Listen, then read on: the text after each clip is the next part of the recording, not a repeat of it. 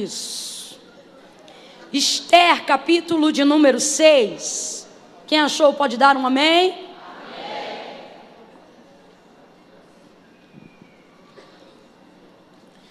Há 2 dias atrás eu estive com uma grande amiga. Nós tivemos a ideia de pregar uma mensagem juntas. É uma coisa que de vez em quando o Senhor nos dá uma estratégia para fazer. A gente escolhe um texto, estuda o texto junto e simultaneamente a gente prega junto. E há 2 dias atrás o Senhor confiou essa palavra ao meu coração e ao coração dessa amiga, a missionária Gabriela Lopes. E hoje, vindo para cá, o Espírito de Deus trouxe ao meu coração uma vez mais essa palavra. E Ele disse que era para esse tempo. Oh, aleluia. Esther, capítulo de número 6. Nós vamos ler apenas do verso 1 ao 4. Quem achou, diga amém. Amém. Naquela noite, o rei não pôde dormir, de sorte que mandou trazer o livro das crônicas, os registros do seu reino, os quais se leram diante dele. Achou-se escrito então que Mordecai, ou Mardoqueu, tinha denunciado a Bigtã e a Teres, os 2 oficiais do rei, guardas da porta, que tinham conspirado para assassinar o rei Assuero.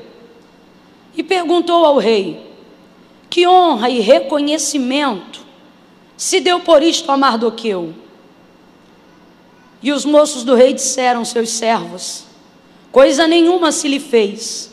E disse o rei: quem está no pátio? Ora, Amã tinha acabado de entrar no pátio exterior do palácio do rei para dizer ao rei que se enforcasse a Mardoqueu na forca que lhe tinha preparado. Disse o rei: quem está no pátio? Ora, Amã tinha acabado de entrar no pátio exterior do palácio do rei para dizer que se enforcasse a Mardoqueu na forca que lhe tinha preparado. Somente até aqui você pode dar um glória a Deus? Glória a Deus, glória a Deus, aleluia.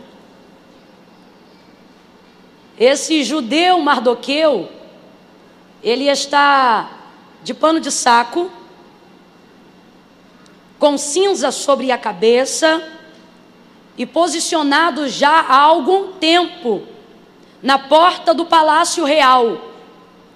Ele adotou esse comportamento porque houve um edito real para que viesse aniquilar o seu povo.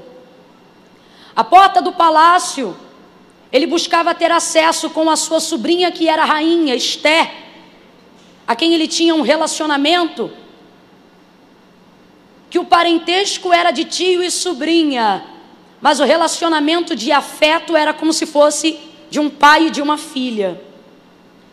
E agora ele está juntando todos os seus esforços, seus sacrifícios pessoais, espirituais, colocando, trazendo em evidência, em toda a sua maneira de viver, uma estratégia do céu, uma resposta do céu, ao ponto que em dado momento, quando ele fica sabendo do edito e ele coloca isso diante de Esther, Hadassa, sua sobrinha, ele percebe que ela fica temerosa, porque só poderia se apresentar diante do rei quem ele fosse convidado. Esther já não era convidada há um tempo diante da presença do rei. Temerosa, ela meio que não vai dar uma resposta de pronto e de imediato acerca de uma intervenção para a libertação, livramento do seu povo, dos judeus. E ele vai deixar muito claro para ela: olha, será que não aprove o Senhor te colocar aí dentro para que você fosse um instrumento para que esse livramento acontecesse? Agora, todavia, Esther, fica ciente que se não vier de ti, de outra parte virá. Mas o Senhor dará esse livramento. Que homem crente, que homem de fé, que homem honrado. Este homem agora se curva diante de Deus. E não se curva diante deste homem que você observou no texto, considerado um homem mau. Eu me lembro que no momento do banquete em que Amã seria definitivamente desmascarado, o rei pergunta quem Esther convida e ele diz: olha, chame aquele mau Amã. Amã tem a figura da malignidade dentro de todo o contexto histórico do livro de Esther. É ela mesma que coloca isso, e a gente observa isso pela maneira com que ele agia. Um homem que fazia uso da autoridade para desmerecer as outras pessoas. Um homem que era abusivo. Isso na verdade não é autoridade, é autoritarismo. E ocorria que todas as vezes que este Amã, que era um grão-vice, que era o segundo abaixo do rei, passava, as pessoas se curvavam. Mas o texto vai nos informar, a história vai nos contar, que Mardoqueu não se curvava diante de Amã. E isso foi lhe aborrecendo, a ponto de que Amã contratou toda uma engenharia, fez um projeto, colocou dentro desse projeto toda uma trama, arquitetou, tamanho, metro, tudo, planejou, a fim de enforcar este judeu, Mardoqueu, nesta forca. Enquanto tudo isto está acontecendo, enquanto faltam poucos dias para que uma perseguição se dê aos judeus, eles sejam mortos sem direito de defesa e tenham todos os seus bens despojados para os seus inimigos, enquanto Mardoqueu está vestindo pano de saco, trazendo cinzas sobre a cabeça, e Esther está entrando no período de jejum, a fim de também ser usada como uma ferramenta de livramento para o povo de Deus, para o seu povo, Amã está traçando todos esses projetos, e uma vez concluída a arquitetura de morte que ele tramou contra Mardoqueu, o texto diz que naquela noite, que antecipava a noite que Amã já havia determinado no seu coração entrar no palácio para poder comunicar ao rei o consentimento da morte do judeu Mardoqueu, o texto vai dizer que o rei perde o sono.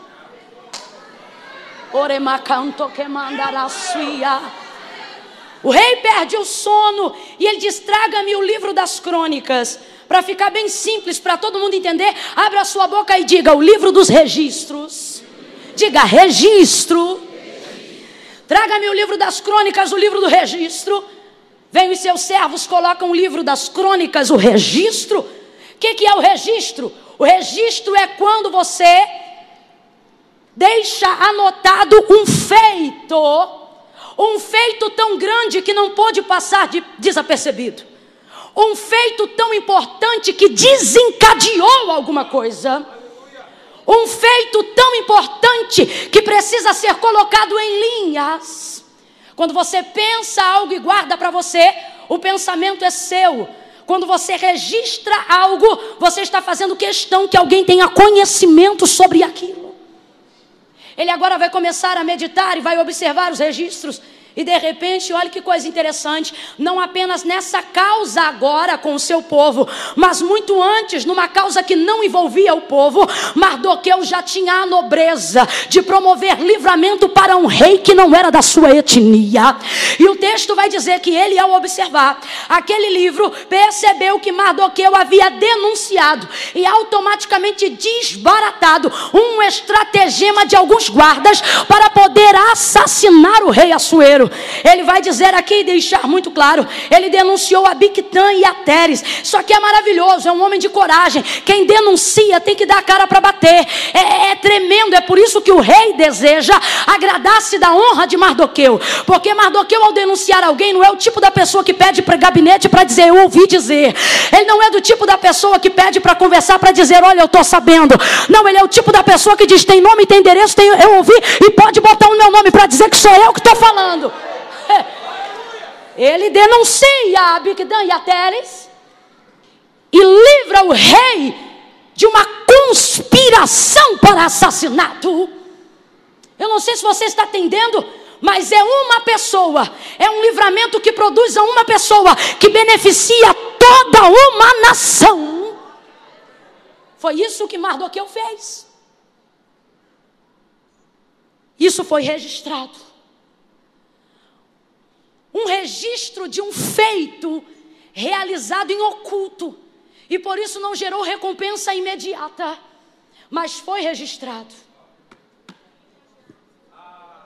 Ainda não foi recompensado, mas está. Ainda não foi publicado, mas está. Ainda não saiu no jornal, mas está. Teu pastor ainda não sabe, mas está.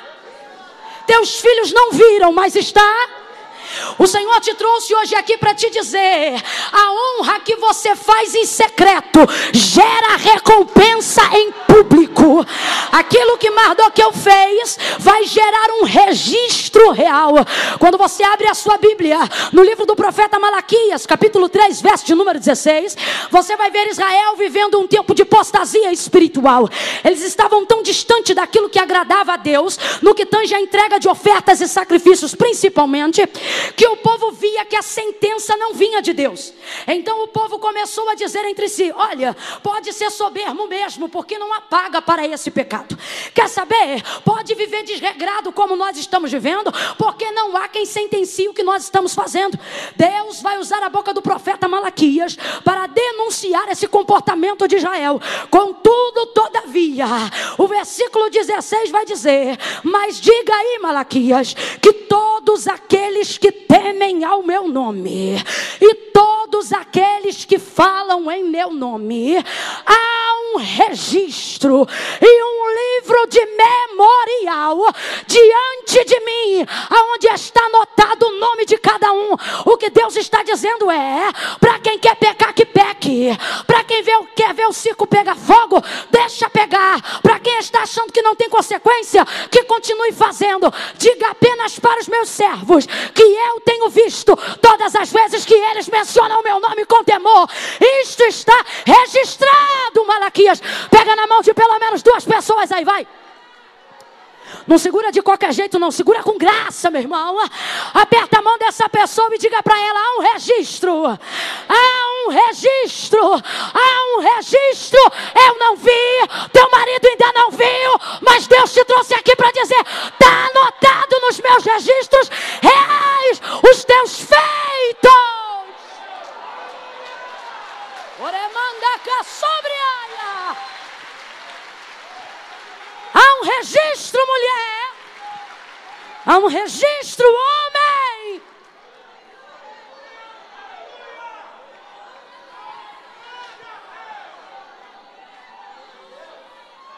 Davi, em dias de lamento, vai cantar salmos que começam tristes, mas que terminam alegres. Porque enquanto ele ora e ele canta, ele vai se lembrando das coisas que Deus já o permitiu fazer. É mais ou menos como quando a gente começa a orar. Começa uma oração às vezes de lamento, mas parece que o Espírito vai trazendo a lembrança, né? Aquilo que nos dá esperança, e a gente começa a lembrar e daqui a pouco cresce na oração, porque lembra que é um registro daquilo que aconteceu. No Salmo 56, lá pelo versículo 8, Davi está numa dessas canções e ele vai dizer... ele começa chorando e ele diz: mas porventura ele não tem as minhas lágrimas que caíram num odre registradas no seu livro? Como é que tem lágrimas no odre registradas no livro? É porque para mim e para você é água salgada, para Deus cada uma é uma frase. Eu não sei para quem, mas Deus nos trouxe nessa noite hoje aqui para dizer: talvez nem você lembra, mas eu não tenho amnésia, diz o Senhor. Talvez você falha na recompensa de quem fez alguma coisa por você. Você evita até de fazer agradecimentos porque não lembra o nome de todo mundo. Mas eu não sou assim. Eu sei quantos fios de cabelo você tem na sua cabeça. Eu sei as causas que tem te levado a chorar. E eu vejo aquilo que tu tem feito em oculto. Todo feito em oculto trará de Deus uma recompensa pública. Não sou eu que digo, é o autor do registro que afirma. Mateus capítulo de número 6. Não façam como os fariseus. Ele vai dizer: guardai-vos de dar esmola diante de todos. Ele acrescenta: quando a tua direita fizer alguma coisa, não deixe que a esquerda suspeite o que a direita fez. Ele diz: quando tu fores orar, não vá às praças públicas, como fazem os fariseus. Quando tu orar, ora em secreto. E o teu pai que te vê em secreto, te recompensará em secreto. E o teu pai que te vê em secreto, te recompensará publicamente. A recompensa pública é para quem pensa na recompensa pública? Não. A recompensa pública é para quem fez no secreto sem a preocupação de ser recompensado. Esses dias eu estava meditando um pouco sobre caridade e solidariedade. E ao observar o judeu Mardoqueu, o Senhor falou comigo. Ele não é apenas solidário, ele é caridoso. E aí quando você para um pouquinho para estudar sobre a diferença entre solidariedade e caridade, eu vou tentar descrever como se fossem duas pessoas. É mais ou menos assim. Se eu pudesse descrever como se fossem pessoas e alguém me perguntasse, me diga aí, irmã Camila, como é a solidariedade? Eu diria, a solidariedade é linda. É ou não é, irmãos? Sem ironia nenhuma, é ou não é? É. A solidariedade é linda, é amada, é popular, é carismática. E se alguém me perguntasse, e a caridade como é? Eu diria, ninguém sabe, porque ela não fala e nunca tira foto. Você consegue perceber a diferença de uma coisa e outra? Irmã Camila, você está dizendo que eu não devo ser solidário? Não, eu estou dizendo que o ser humano é solidário, mas o cristão é caridoso. Mardoqueu consegue entender essa diferença. E é por causa desses feitos que agora o céu se move em prol de lhe trazer uma recompensa pública. Eu não sei o coração de qual cristão a palavra de Deus veio acertar hoje, mas ele está indo ao encontro daqueles que desejam, para dizer, olha, eu vou te ensinar a ter prazer no secreto, eu vou te ensinar a ser honrado quando ninguém está vendo, eu vou forjar o teu caráter dentro de um quarto de porta fechada, eu vou te tirar uns dias da rede social para te ensinar a observar segredos que não podem ser publicados a lugar nenhum. E em tempo oportuno, você vai ver que o teu pai que registra em secreto te recompensará publicamente. Oh, aleluia. Enquanto o rei vê aquilo e pensa, e agora? Foi feita alguma coisa por esse homem? Não. A mente dele começa a trabalhar. E o que é que eu vou fazer por esse homem? Porque quem serve com honra, recebe honra, irmãos. Jesus vai dizer a quem honra, ele diz a quem honra elogio, a quem honra dinheiro, a quem honra cargo. Não, a quem honra, honra. A única moeda que paga honra é honra. E ele agora vai procurar uma maneira de honrar esse homem que lhe honrou. E ele começa a pensar, o que eu vou fazer para honrar esse homem? O que eu vou fazer para honrar esse homem? Enquanto ele está pensando em si, ele já estabeleceu um decreto. Qual decreto? Eu vou honrar ele. Eu ainda não sei o que eu vou fazer, mas que eu vou honrar ele, eu vou. Dentro dele, ele já estabeleceu um decreto. Ocorre que ele quer uma ajuda para saber de que forma ele pode estabelecer o decreto do seu coração. E aí ele pergunta, tem alguém aí fora? E os guardas respondem, Amã acabou de chegar. A gente leu aqui que Amã tinha acabado de chegar, por quê? Porque ele queria falar do projeto da forca que preparou para Mardoqueu. Quem lembra disso, diga glória a Deus. Só que enquanto ele vem para trazer um projeto, o rei já estabeleceu um decreto. Enquanto ele vem com um projeto, o rei já determinou em seu coração fazer algo para honrar a Mardoqueu. Às vezes a gente se preocupa com os projetos do nosso adversário em nossa direção. E a gente pensa, rapaz, eu sei que estão projetando, eu sei que estão falando, eu sei que estão arquitetando. Só que pare para analisar, o que o inimigo tem? Um projeto. O que Mardoqueu tem? Um feito. Um projeto nunca será maior do que o feito. O nome de Mardoqueu não está nos registros reais, porque ele tinha projetos. O nome de Mardoqueu está nos registros reais, porque ele tinha projetos não entram nos registros. O que entram nos registros são realizações. Quando você vai contratar alguém, quando você deseja ter alguém do seu lado, você escolhe alguém que tem projetos ou alguém que tem realizações. Que obreiro é bom, pastor? O obreiro que diz, pensei nisso, pensei nisso, pensei nisso, pensei aquilo, ou o obreiro que diz, já fiz isso, já fiz isso, já fiz isso e já fiz aquilo. O que o inimigo tem é um projeto. O que Mardoqueu tem é O projeto não libera decreto, mas o feito estabelece o decreto.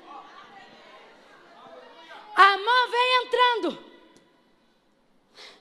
com um projeto, só que ele vai dar de frente com um decreto. Quando Ecabada sebre com Manaio, se eu fosse você, eu já estava glorificando, porque eu não sei se você está entendendo, mas Deus te trouxe nessa noite de domingo para te dizer: não temas os projetos, eu estabeleci sobre a tua casa decretos que vêm antes dos projetos que o teu adversário projetou. Veja, o projeto é engenhoso.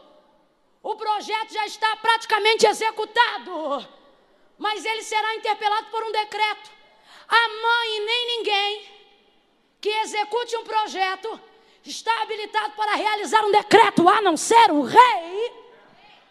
Da boca de quem sai um decreto? Da boca da única pessoa que pode determinar o fim de alguma coisa. Decreto é pontuar.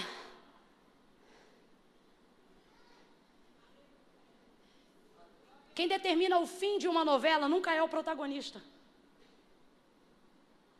Menos ainda o coadjuvante. Por mais que sejam participantes de tudo que está acontecendo. Só pode determinar o fim quem tem o controle do começo. A quem pertencem os decretos? A pessoas que têm autoridade para determinar como vai ser e que homem na terra pode determinar o fim. Só tem um. João até se espanta, porque ele está muito diferente de quando o viu caminhar sobre a terra. Ele cai no capítulo 1 do verso 8 de Apocalipse. Caindo como morto, ele pensa, quem é esse? Mas ele diz, João, sou eu. Ele não diz nome. Por quê? Porque João conhece, só não está lembrando, porque está muito diferente. É como se o coração de João perguntasse na revelação do Apocalipse, eu quem? Ele diz, aquele que tem a chave de Davi.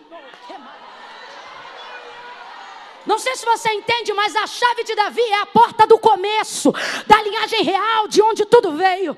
Mas ele não diz apenas no capítulo 1 do Apocalipse. João vai mencionar o seu encontro com ele em outras ocasiões. E ele vai dizer, quem sou eu? Eu sou o Alfa, o começo. E é quem? E o fim.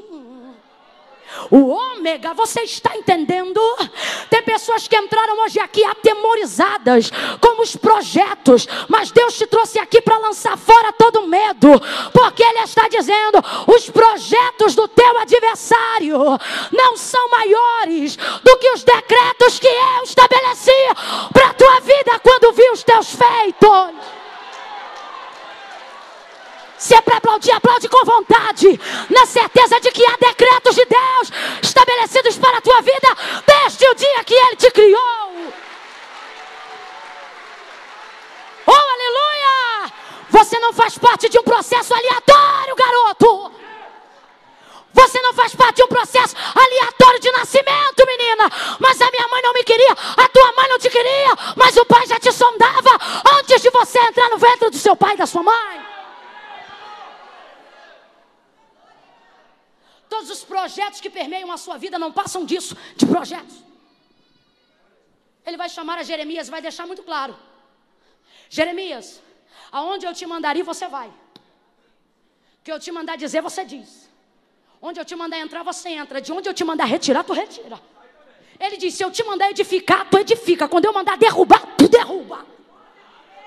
A profecia é muito forte. E ele diz, Senhor, eu sou uma criança. Ele diz, não digas eu sou uma criança. Porque antes que te formasse.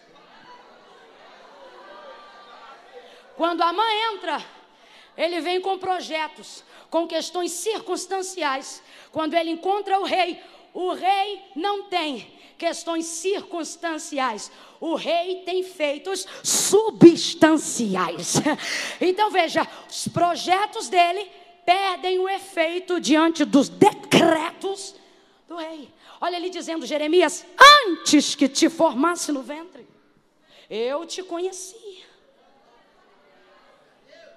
E as nações te dei. Jeremias, se você não for até as nações virão até você, porque eu já uni vocês. Tem gente aqui que está perturbado da mente, pensando, mas fizeram isso, a circunstância é assim, o jeito é assado e desse jeito não vai dar. O Senhor está dizendo questões circunstanciais. Eu me lembro quando o Senhor chamou a Moisés no meio da sarça e disse, Moisés, vai, porque tu serás o libertador do meu povo. Ele diz, Senhor, eu não sei falar. E a ira do Senhor se acendeu contra Moisés, diz o texto. Por quê? Porque Deus fica, eu vou usar um termo só para a gente entender, indignado de ver a gente apresentando questões circunstanciais diante de palavras substanciais. A palavra é, eu te chamei. Ele diz, olha, mas eu não sei falar. Aí a ira do Senhor se acende contra Moisés e diz, quem fez a boca do que fala, Moisés? Não fui eu, Senhor. Quem fez a boca do mundo, Moisés? Eu não sei se você está entendendo, mas o que Deus está dizendo é, Moisés, eu não estou te chamando porque você fala, porque se você fosse mudo, isso também não seria empecilho para eu te usar. É você, meu filho.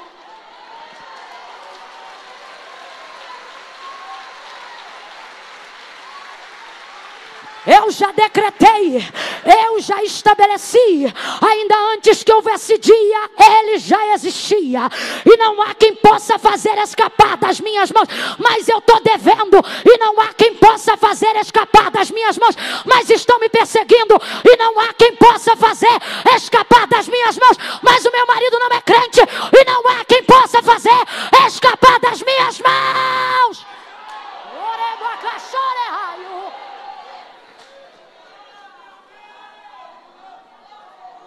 Você se sente ameaçado, porque o inimigo sabe o poder de um decreto. É por isso que ele lança contra você projetos com cara de decretos. Então ele vem com um nível de ameaça, como se aquilo estivesse decretado. Eu vou matar, eu vou destruir, eu vou acabar, eu vou eliminar. É assim que ele age, ele já age assim há muito tempo. Quando você observa o livro de 2 Reis, capítulo de número 20, se eu não me engano, 1 Reis 20, você vai observar um homem chamado Ben-Hadad, que se levanta contra o rei de Israel, Acabe, naquela ocasião, e ele manda um mensageiro liberar para Acabe um decreto. Fala para ele que amanhã, antes do meio-dia, tudo que é dele é meu, e todo o povo desta terra se tornará escravo do meu reino. Acabe, ao ouvir aquilo, frouxo como era, manda mensagem de paz. Quando o inimigo manda mensagem de guerra, não devolva a mensagem de paz. Tem gente que prefere ficar quietinho para evitar o estardalhaço. Você pode levantar bandeira branca para qualquer ser humano nessa terra, mas quando o inferno levantar, com ele não tem paz, é guerra. E ele diz, Acabe então vai ficar com medo, ele diz, ô meu irmão, vai chamar o inimigo de irmão. Ô meu irmão, não faz isso não, minha casa é tua, meus filhos são teus. Fica comigo, fica à vontade, vamos jantar, vamos almoçar. Quando você tenta estabelecer paz num reino espiritual que deseja te armar guerra, ele não retroage nem se aliança, ele expande o território. Antes era só a parte de Israel. Aí agora ele manda um segundo recado e ele diz assim: agora, porque tu disseste que é meu irmão, fique ciente que amanhã, antes do meio-dia, o pó de Samaria não será o suficiente para conter embaixo dos meus pés. Ele estava numa parte e entrou agora na outra. Acabe fica cheio de medo, o profeta se levanta. O profeta que o Senhor envia diz para ele: pode ir contra eles. E aí ele pergunta: mas quem ataca, eu ou eles? Aí o profeta diz: quem ataca é a gente. Ué, mas quem começou foi ele, exatamente. Ah, quem pode entender? Quem pode entender? Às vezes alguém não entende a estratégia de ataque da igreja. Às vezes alguém não entende a estratégia de ataque da oração nas regiões celestiais. E diz: mas por que você ora assim? Mas por que você fala assim? Eu falo assim porque aqui você está vendo eu atacando. Mas não sabe que quem começou foi ele. Quem ameaçou foi ele. Ele se levanta contra o exército. E o texto diz que o Senhor entrega os assírios na mão de Israel. Os assírios saem em fuga, são eliminados. Cabo de um ano, passa a revista. Levanta-se o exército de novo para contra-atacar Israel. E eles diziam: dessa vez nós venceremos. O texto diz que os assírios enchiam a terra, enquanto Israel se locomovia como 2 montes de cabras. Agora nós vamos vencer. Olha a palavra dos assírios. Da última vez que eles nos venceram no monte, porque o Deus deles é Deus de monte. Mas agora nós vamos encurralá-los no vale.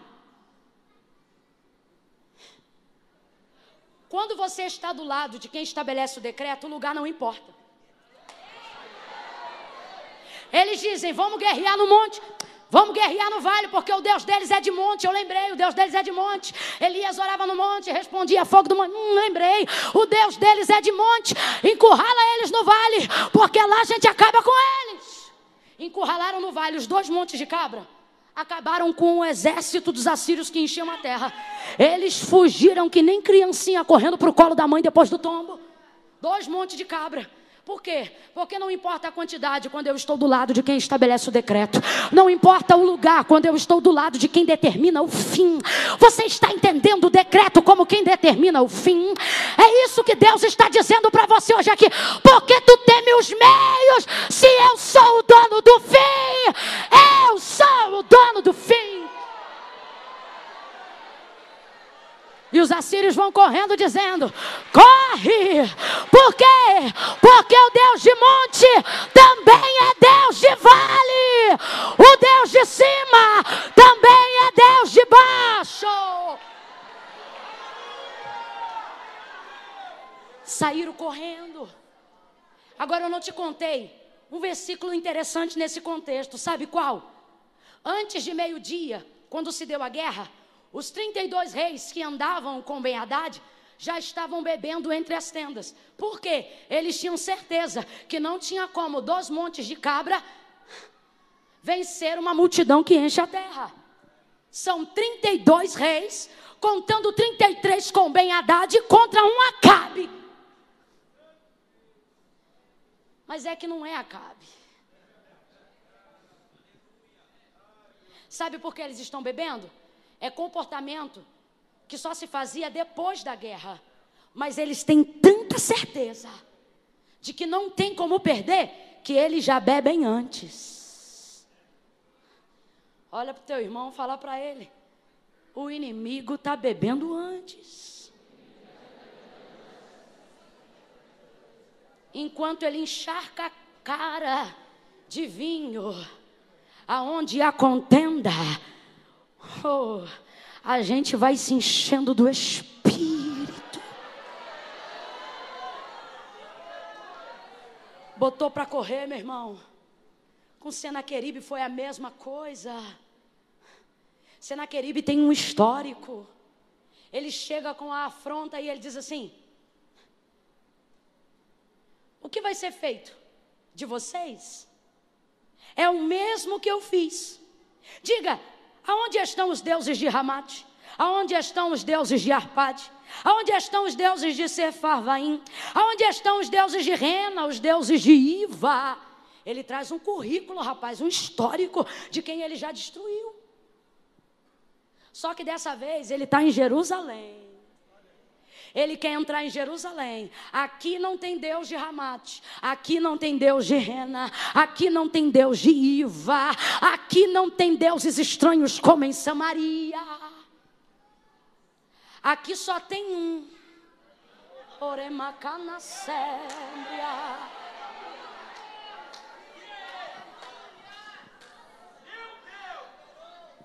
O que o Senhor fez? Como um anzol, lhe pôs um freio e lhe puxou de ré pelo caminho que veio. Deus nos trouxe hoje aqui para lembrar que o Deus que você serve é o Deus do início, do meio e do fim. Juízes capítulo 6, Gideão conhecido como Jerubbaal. Jerubbaal, destruidor de altares de Baal. Quando o Senhor lhe apareceu no terreno de seu pai, ele acabou com o altar de Baal. No outro dia, os anciãos e os demais adoradores de Baal da cidade se levantaram para dar cabo da vida de Gideão, que por eles ficou conhecido como Jerubbaal. Joás, que também era adorador de Baal, quis poupar a vida de seu filho, se colocou à frente de Gideão e usou as seguintes palavras: agora vocês vão contender por Baal? Agora são vocês que vão pelejar a peleja de Baal? E aí eu fico impressionada, porque para proteger o filho, ele diz para eles: pois se Baal é Deus, que se defenda. Aí eu te pergunto, Baal se defendeu de Gideão? Baal se defendeu da marreta? Baal se defendeu de alguma coisa? Não, porque o Senhor já havia dito para Israel: não cai na deles, porque eles têm boca, mas não falam, ouvidos, mas não ouvem, pés, mas não caminham, mãos, mas não apalpam. Antes precisam ser carregados por aqueles que foram criados. E o nosso Deus nos trouxe aqui para lembrar da sua grandeza. E Ele está dizendo em contrapartida a isto: Ele tem olhos como chama de fogo, Ele tem os seus pés como latão reluzente, e na sua coxa direita está escrito: Rei dos reis, Senhor dos senhores. Levante a sua mão para adorar ao Deus que fala, ao Deus que defende, ao Deus que julga, ao Deus que protege você. E que nessa noite está desfazendo projetos pelo poder dos seus decretos. Oh, aleluia! Oh, aleluia! Aleluia! Aleluia! Oh, aleluia! Adore esse Deus!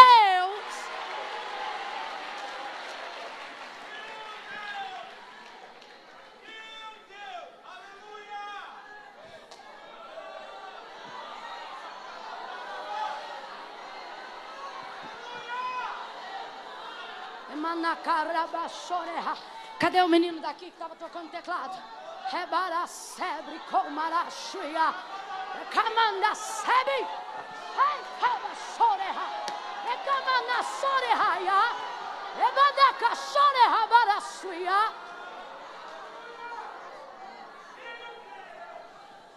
Os decretos, isso aqui é aspas, tá? Aqui, ó. Os decretos que o teu adversário arquiteta contra você não passam de projetos.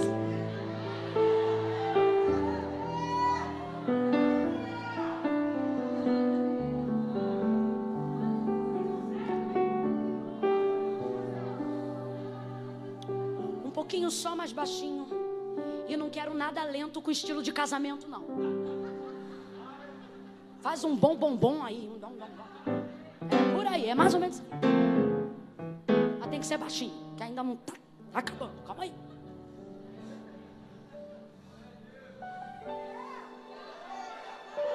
Veja como todos os projetos de Amã contra Mardoqueu foram frustrados, porque decretos suplantam projetos.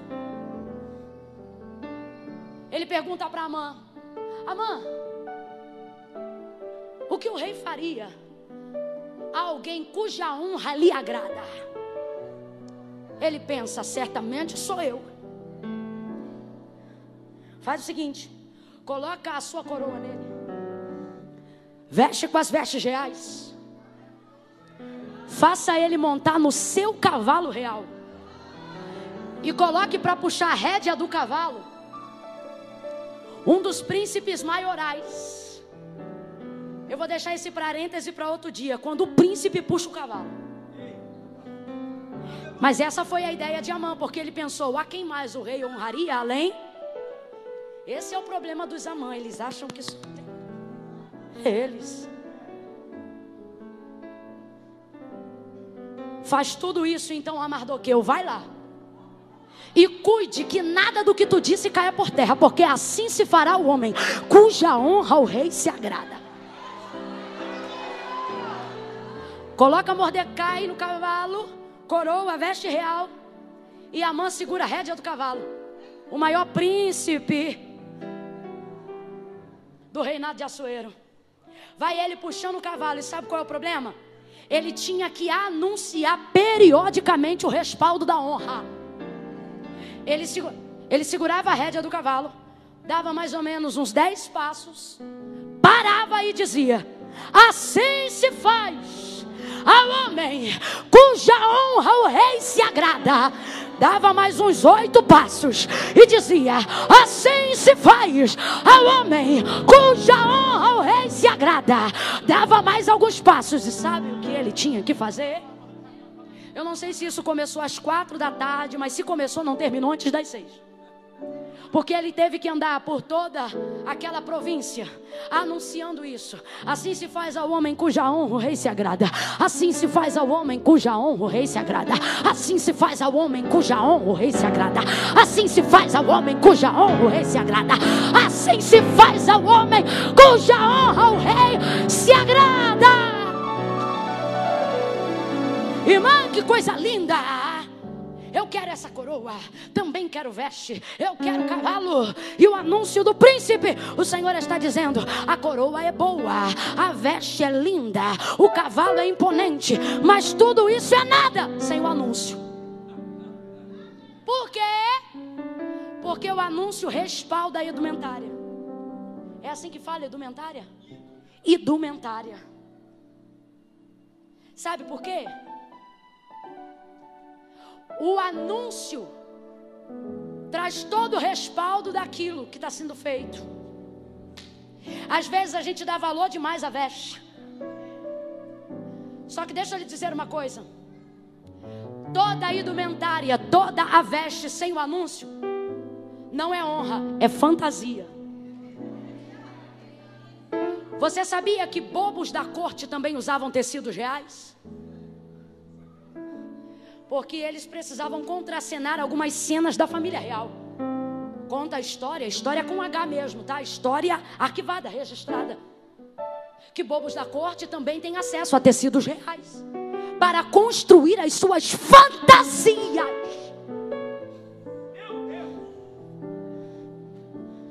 Como cara de brisa não combina com crente no culto, eu vou falar bem rasgado, que é para todo mundo entender. Tem muita gente achando que está na realeza porque está com as vestes, mas sem o respaldo do rei. É bobo da corte, é fantasia. Para ter honra tem que ser respaldado pelo rei. Nenhuma autoridade na terra ocupa nenhum lugar de honra se antes de ocupar, primeiro não ser anunciada. Quem chegar primeiro, a coroa ou o anúncio? Quem chegar primeiro, o cavalo ou o anúncio de Amã? O anúncio do rei? O anúncio. Porque ele respalda a coroa, ele respalda a veste, ele respalda o cavalo, ele respalda a honra. Honra tem que ter respaldo. Nenhuma autoridade na terra ocupa lugar de honra sem ser anunciado. Até eu que não sou nada, não cheguei aqui e disse: olha, hoje quem vai pregar sou eu. Não. Hoje está conosco a irmã Camila, vem. Você já viu o presidente fazer um anúncio sem ser primeiro anunciado por alguém? Quando a presidência da república vai falar, os jornais são obrigados a interromper o programa fazendo um anúncio para respaldar a honra da autoridade. Não, irmão, é desse jeito que eu estou falando. Tem muito bobo da corte fantasiado querendo dizer que é da realeza. Cadê o respaldo? Cadê a mensagem do rei?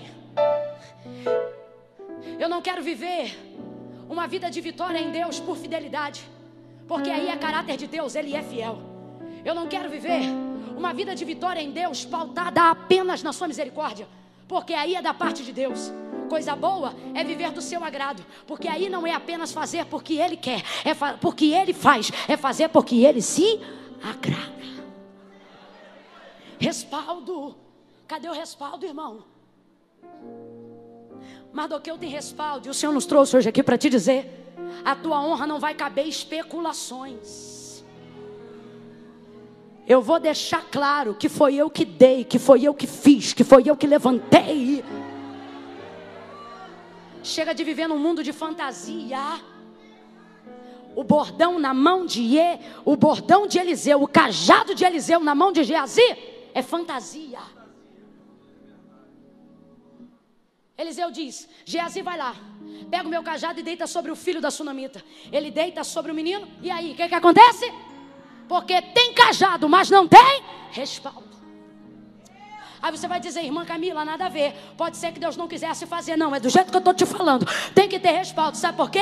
O mesmo Eliseu vai usar uma coisa que não era dele e até a partida de Elias.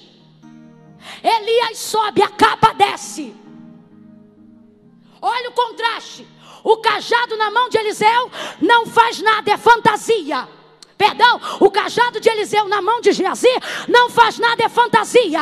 Mas a capa de Elias na mão de Eliseu abre o Jordão. É Deus dizendo: quem tem respaldo, quem tem respaldo, quem tem respaldo.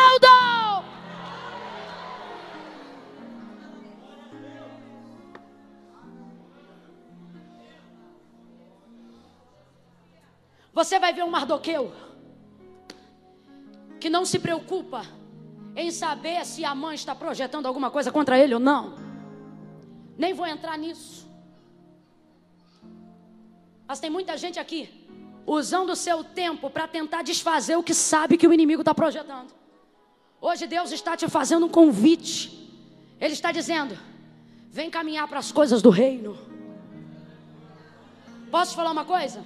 Se porventura dessa vida Mardoqueu se preocupasse com os projetos de Amã, eles lhe seriam distrações para que as questões do reino não fossem resolvidas.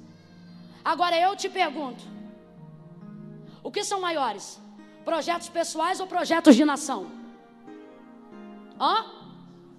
Nação.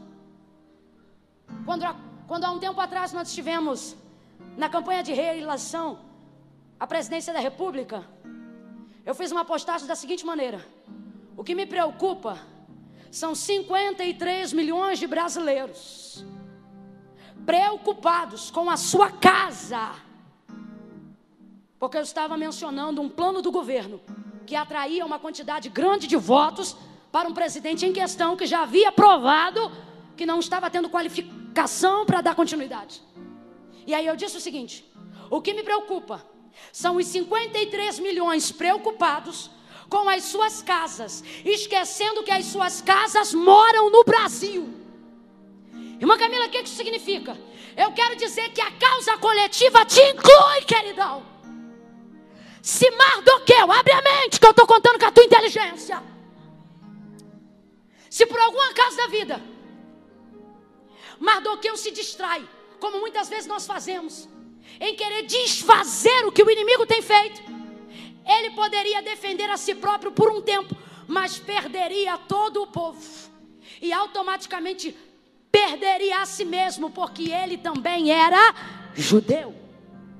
Agora, quando ele luta pelo todo, ao salvar o todo, ele salva. É gente envolvida com muita picuinha pessoal. São pessoas que não estão entendendo que os projetos de Satanás contra a sua vida são distrações para te tirar do foco em que a causa do reino é maior. Olhe para pelo menos duas pessoas e fala bem alto para ela ouvir. Diga para ela: a causa do reino é maior. Não, você ficou sem graça. Olha para ele e diga: a causa do reino é maior. Deus te deu a alegria de te colocar numa causa que é maior do que você. Para fazer parte do reino, você precisa entender que o reino é maior que seu ego. Você sabe por que tem gente que se sente muito ofendida? Porque o ego é muito grande. Ele acha que tudo é sobre ele. Quanto maior a ferida, maior o orgulho. Porque você sempre pensa, você viu, foi para me atingir aquilo ali. Eu vou dar-lhe uma resposta agora aqui no Face. Porque eu sei que aquilo ali foi para mim. Printou a tela do WhatsApp, manda para mim que eu estou fazendo um dossiê para acabar com ela. Sai dessas coisas que tem o teu tamanho. Que tamanho, irmã Camila?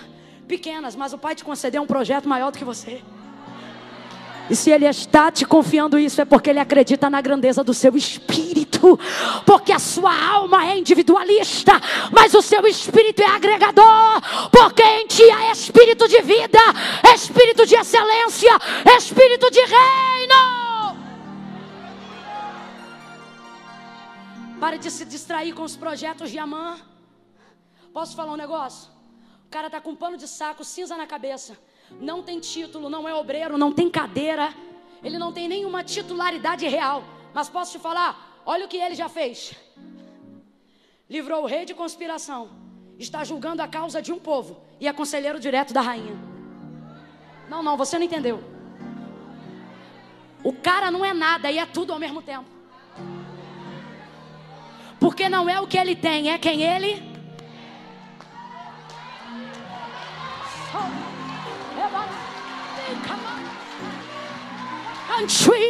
Vai dando glória, meu filho. Vai dando glória, minha filha.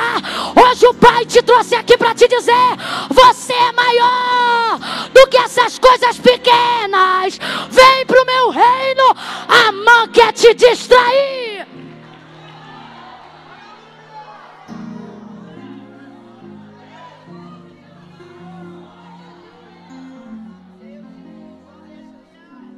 João capítulo 18.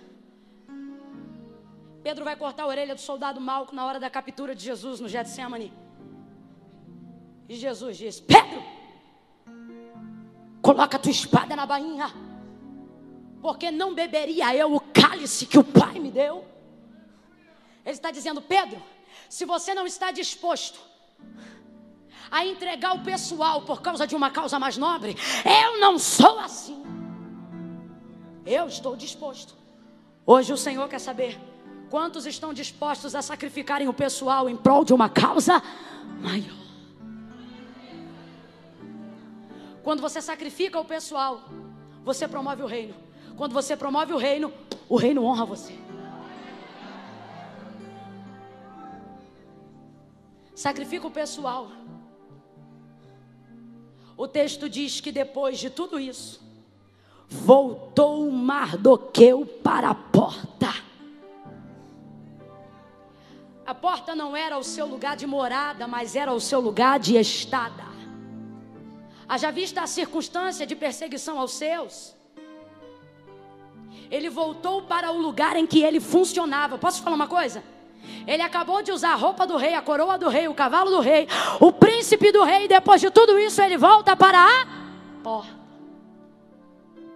Ele está dizendo: vai para o lugar que você funciona.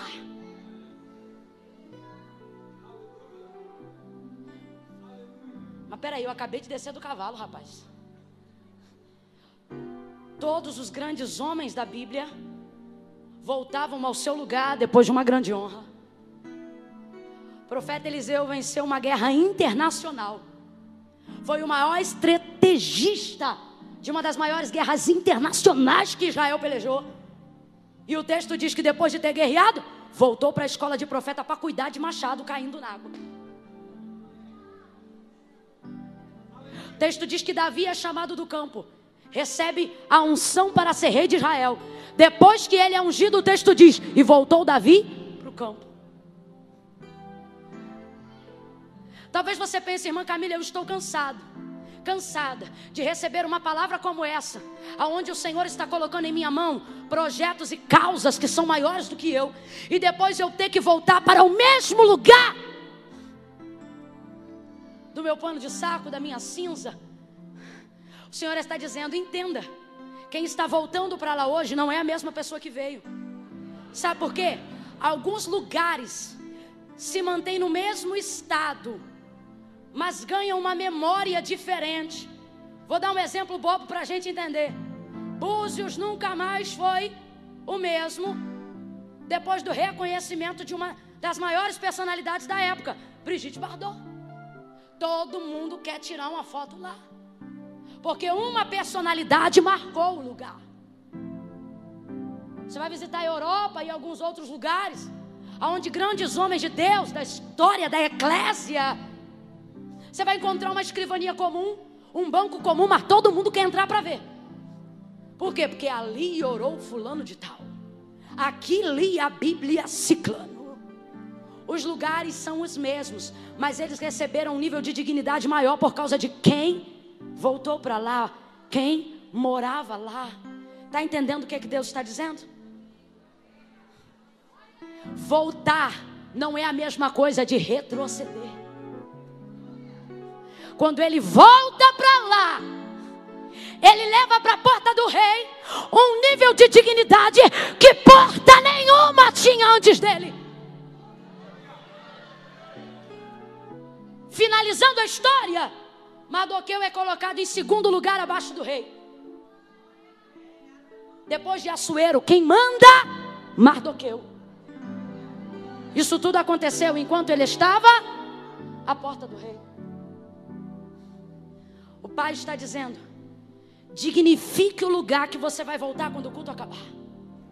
Porque enquanto você faz digno o lugar que você está, o Senhor prepara um lugar do tamanho da dignidade que você merece receber. Fique de pé do seu lugar num salto de glória.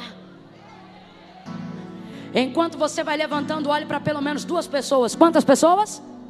Quantas pessoas? Olhe para pelo menos duas pessoas e diga para ela: os projetos não são pales para os decretos. Deus te trouxe hoje aqui para te dizer: os decretos e os desígnios que eu tenho para você vão desfazer os projetos que Satanás tem planejado para você.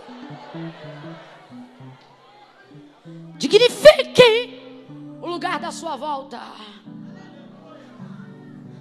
A gente usa a roupa, mas a roupa não é nossa.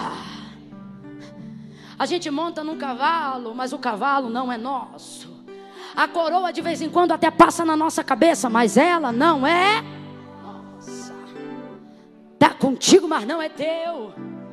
Quando você aprende a lidar com dignidade com o que está com você, mas não é seu, Deus dá coisas para você. A primeira honra que ele teve de Assuero, vestes reais, coroa e etc., estavam com ele, mas não eram. Quando ele volta para a porta é o ponto de partida para que ele ocupe o lugar que é dele, que é o segundo abaixo do rei. Aquilo era dele. Aquilo era, quando você respeita as coisas que não são suas, com a dignidade de como se as fossem, ele dá coisas para que você chame de suas. Foi o que ele fez. Oh, aleluia. Pastor, posso chamar o Ministério de Louvor para fechar junto? Ministério de Louvor, vem para cá. Oh, aleluia.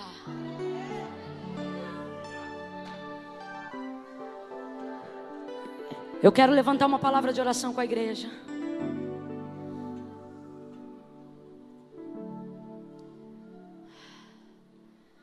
Ter acesso aos tecidos reais não faz de você um nobre.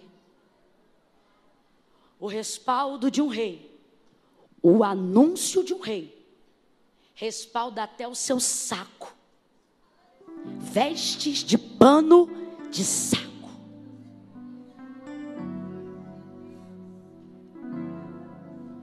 Tem vestes de pano de saco que tem mais respaldo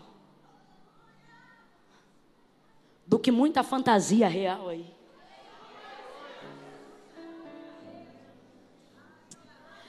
Eu vou contar de 1 a 3.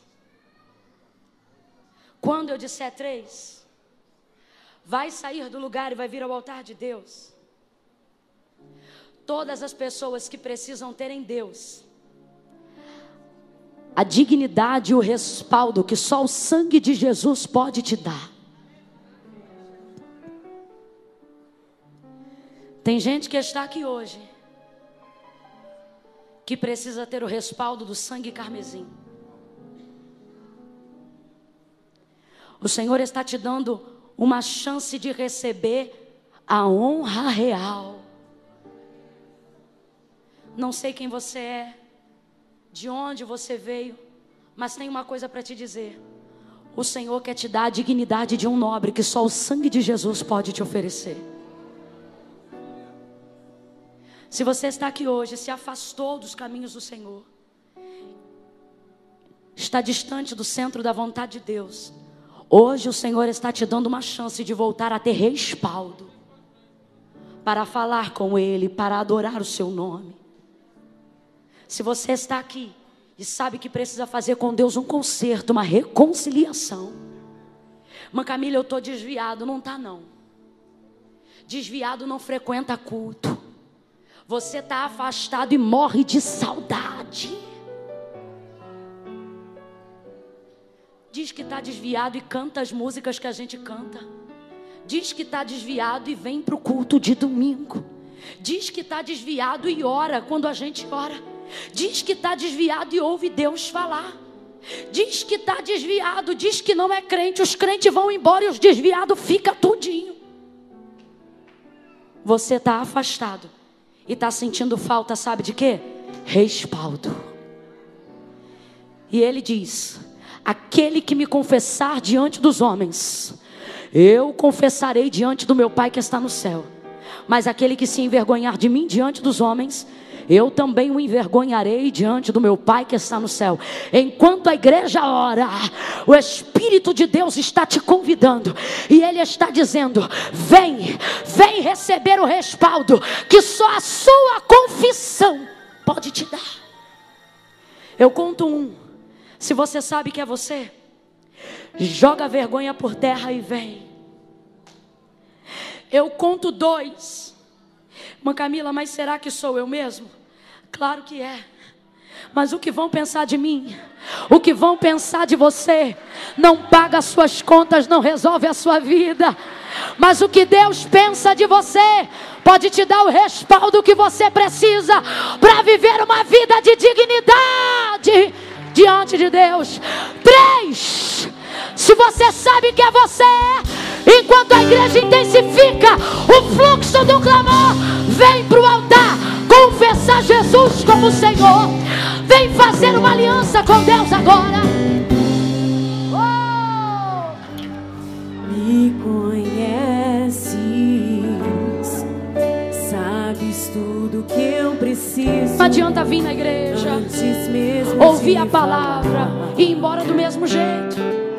Vem pra cá pra ganhar respaldo. Me ama. O anúncio da sua confissão te respalda. É bem maior do que eu posso imaginar. Se você sabe que é você, vem. Não quero ser. Diga. Só apenas o teu céu. Quem sabe, diga. Quero atrair teu olhar de amor, Senhor. Eu venho a ti. Eu venho a ti como um filho que o Senhor está te dando uma chance. Tudo agarre. Que eu quero é estar perto. Faz uma aliança, volta para Jesus hoje. Diga à igreja: nos teus braços eu quero descansar. Correndo irei pra te abraçar, meu Pai. Tu és a minha herança, meu Pai, razão da minha vida, meu Pai. Ainda dá tempo pra você que está pensando: vou ou não vou?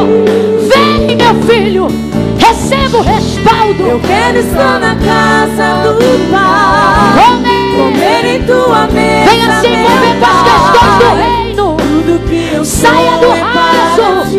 Venha para as questões maiores. vivo só pra ti. Estenda a sua mão em direção ao altar de Deus. Enquanto caminha mais alguém, o pastor Alexandre se aproxima.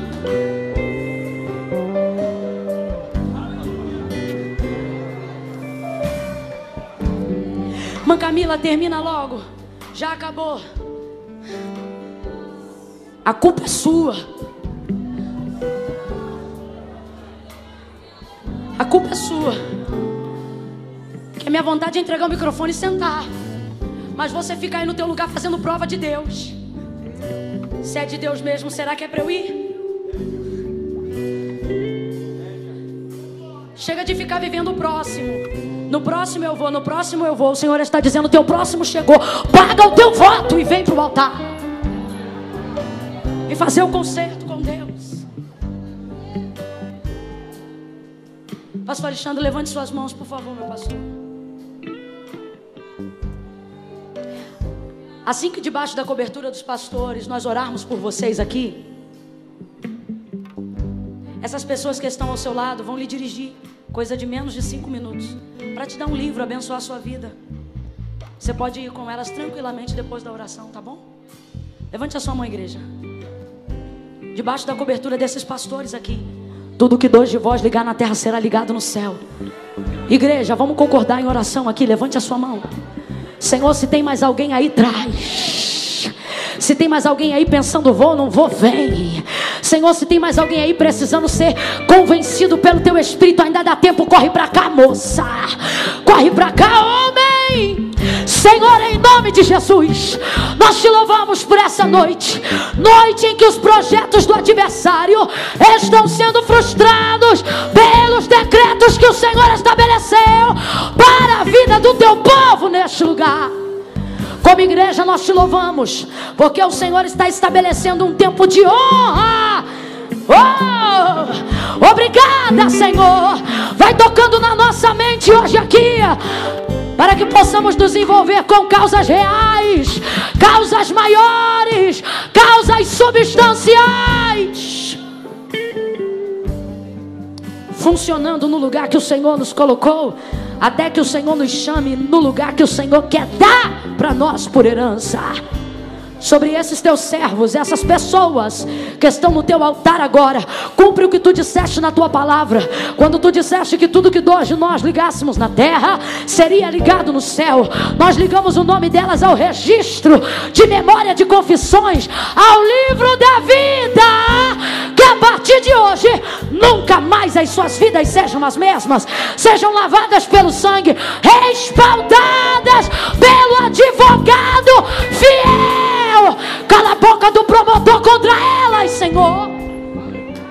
Da vitória no teu sangue, alegria da salvação. Como igreja nós oramos e abençoamos no nome de Jesus. Quem concorda, diga: aplauda o Senhor. Glória a Deus. Se é para aplaudir a Jesus, faça o melhor, TVEC São Paulo. Aleluia, aleluia. Abrace alguém, abrace alguém. Receba eles aí em nome da igreja. Glória a Deus, glória a Deus. Escute. Aqui ó, quem veio aqui na frente, você que veio aqui na frente, por favor, meu irmão, só saia quando acabar o amém. Você vem num culto, não pode esperar 10 minutos, já está incomodado. Peraí, meu irmão, espera o amém, já vai acabar. Você vai debaixo da bênção da igreja e do pastor, certo? Você que veio aqui na frente, para nós é uma alegria quando você toma uma decisão como essa. Então, eu quero te pedir, por favor, vá com o pessoal de Jaleco Vermelho. Eles vão dar um presente para você, um livro do nosso pastor, do pastor Silas, e vão escrever seu nome para a gente orar, porque a gente faz isso com muito carinho. Vamos fazer isso aí? Acompanhe o pessoal de Jaleco Vermelho, ó. Isso, eu vou levar vocês numa salinha aqui do lado, é rapidinho, vai lá. Vai lá. E a igreja celebra, sabe por quê? Mais, gente, mais. Salvação. Eles estavam perdidos e eles foram achados.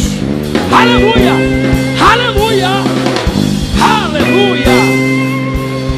Glória a Deus. explicar uma coisa para você quando vier nos nossos cultos na DEVEC. Às vezes passa aqui 10 minutos, 5, mas 15. Segura até o final. Sabe por quê? Você vai sair daqui com certeza abençoado. Que é muito feio, você vai na igreja, no protocolo de uma casa, vira as costas enquanto o pastor está com o microfone. É feio, tá? Só te ensinando. Se não te ensinaram, eu tenho o dever de ensinar. E você é sempre muito bem-vindo. Aconteceu uma emergência, tudo bem. Não há problema nenhum de sair. Mas enquanto você estiver aqui dentro, respeite o nosso protocolo. Por favor, é um pedido que nós fazemos sempre. Nós somos uma casa de ordem. Amém? Eu quero declarar sobre a sua vida uma semana maravilhosa. Eu quero declarar sobre a sua vida: inimigos cairão por terra, você vai ver. Ah, se eu fosse você, eu dava bem mais alto. Eu quero declarar: tem portas e oportunidades te aguardando. Eu quero declarar: a tua casa não será motivo de vergonha. A tua casa será um lugar de alegria e de paz. Tua família vai ser reconhecida pelo milagre que vai acontecer. Recebe. Só para lembrar você aqui, irmão, tem livraria, você comprar material se você quiser. Tem lá o café, a DEVEC Café, para você tomar um café antes de ir embora, ok? Tem alguma coisa para você comer. E o material da nossa querida Camila Barros, que eu gostaria que você desse um aplauso para Jesus pela vida dela. Glória a Deus.